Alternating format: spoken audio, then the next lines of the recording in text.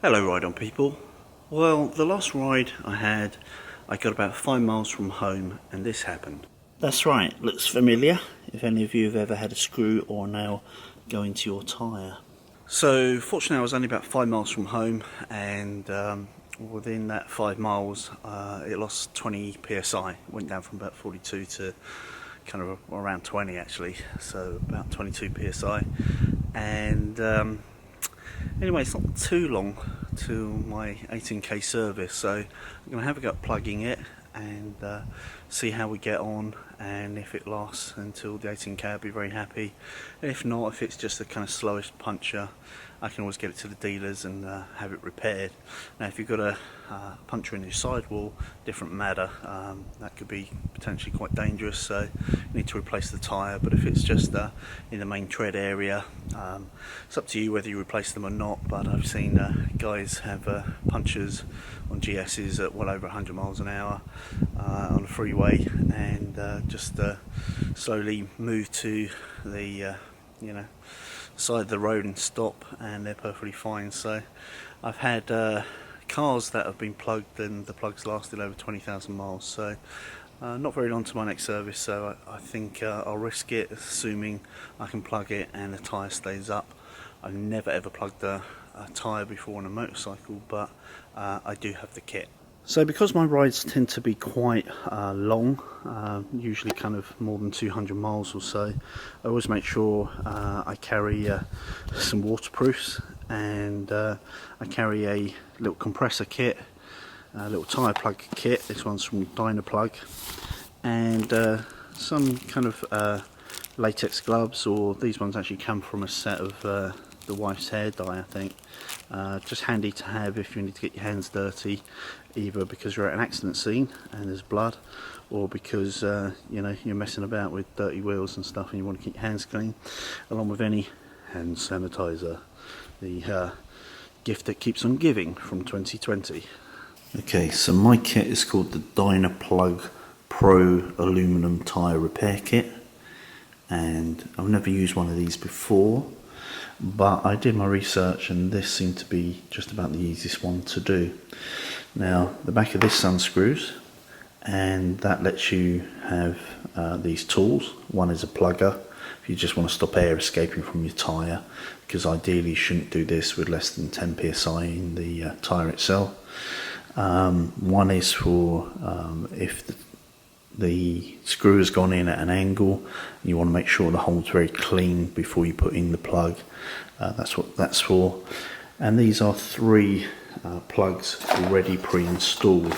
So they are a metal sleeve that effectively has, these are some spare plugs, that has these sticky bits of rubber with the points on already inserted into the steel sleeve to make it easy to install without getting your hands dirty. So let's put the tools away and load up one of these and give it a go. So that's the bottom where the tool for digging out the hole if it's not clean, and my 2 spare pre-installed bungs are already sat there ready to go for next time, and I can just screw the back on.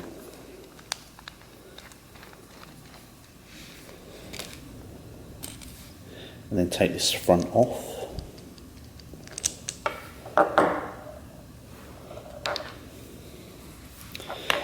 Insert this one, they've kindly already inserted into the metal sleeve for me. Put that through there, very easy, and then just screw this back on. And that is ready to go. So the idea is you push this into the tyre, and then when you pull it back, this metal part will actually stay in the tyre itself. This metal sleeve will pull off, and it will leave the, I'm sure the camera's picking that up, it will leave the rubber tyre bung insert in the tyre still. So there she is. Pretty big mother, huh? Quite twisted as well. So fairly deep. So all I'm going to do, put my plunger in, push it firmly all the way in. Hard to do one-handed because of the camera, otherwise this would be very simple. And then when it's fully in, as you can see, just pull it cleanly off, and that is going to leave you that little sticky bit sticking out. There's the old metal sleeve which that sticky bit inserts into, and it's just left the arrowhead inside the tyre and flush up against the inside of the tyre, which is why I like this design. And then that bit that sticks out is super sticky rubber, and all we're going to do is leave that just to cure, and then we're going to cut it off and reinflate the tyre. Now normally you'd wait kind of by the side of the road 10 or 15 minutes I guess and try and do that. We have the luxury of time because I'm at home and I've got a couple of honeydew DIY jobs to do, so I'm going to go and do those, come back to this maybe half an hour later, and use a knife just to cut off the end of that rubber, and then we'll reinflate the tyre, see how we get on. Right, time for my little carbon fibre SOG to do its business. This is a nice little knife I picked up not too long ago. I really like the carbon fibre with gold, it looks pretty cool.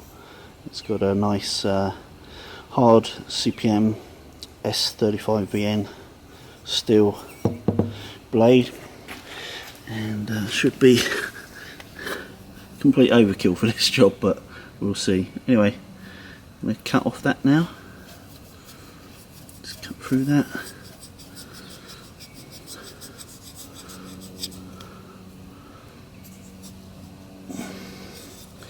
What you don't want to do here is be tempted to leave too much sticking out, because that can grip in the road and start pulling itself out, particularly with different types of kits. This one's pretty good because it's got a mushroom head on the other side, or an arrow head pulling back against the tyre, but you don't want anything standing proud if you can help it, so just make sure, you know, just get rid of that last little bit.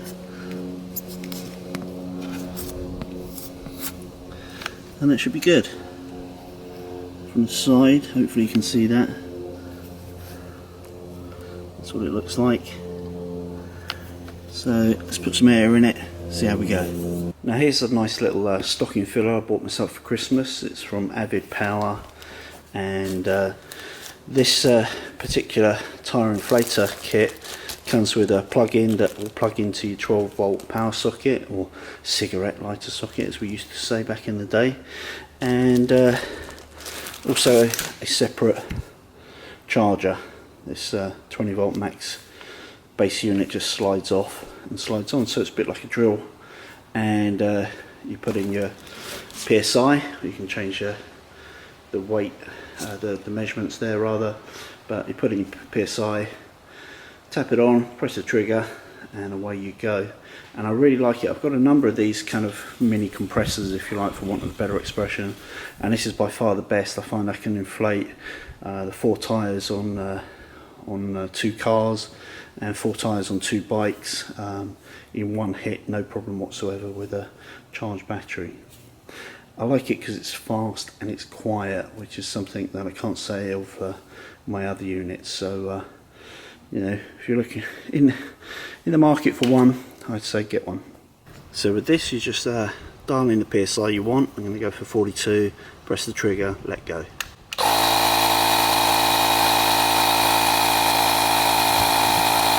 So starting with 8 PSI there, it's already up to 9.5, 10. So I think it goes at a fair pace, this particular compressor. Probably pretty noisy because I'm standing very close to it, but if I move away from it, it's actually pretty quiet. I mean, some of the others, I'd be this, if somebody stood next to me and I was this far away, you wouldn't be able to hear me, it's so loud. But actually this one is pretty quiet and runs pretty fast.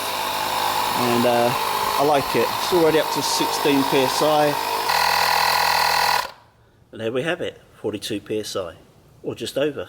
Yeah, 42.5. So the light is fading here a little, sorry about that. I'm just going to use the dregs of my coffee to put some liquid on it. And no bubbles there, all looking good. Can't feel any water escaping. Yeah, it looks like jobs are good. So better run it around the block and have a look at what pressure it's giving on the screen, which might be slightly different, and then see whether it holds that same pressure. So there we have it. I ran my trusty GSA a few miles, and the pressure seems to be consistent on the TFT for all of that journey. So I'll go a bit further afield, maybe sort of 10-15 mile ride locally, and if it's good after that, then I think it'll be good for a long ride still. So very easy, very simple. I'd urge you to try it at home if you ever get a Puncture, and also to carry a Puncture plug kit. And I'm not affiliated with that company, but you know, I think this is a good kit. You can see how simple it is to apply, and they even load up a couple of plugs for you, and hopefully that's all you'll ever need while you own a bike. But because it's such a small container, you can carry it everywhere. Even like when I'm on my street fighter and you can't really carry very much luggage, you can always stick that in your pocket, and if one of the guys has got a mini compressor with them, or you can get to an airline by a gas station, you're good to go. Or you can carry a couple of what they call gas canisters that come with some of the kits, and just screw those in afterwards and get, you know, maybe 10 or 15 psi back into your tyre. And if you've got, like I had, 20 to start with, maybe you'll end up with sort of you know, 35 psi or something, and that'll be ample to get you to the nearest gas station with a line, assuming you keep the speeds down, and then you are good to go.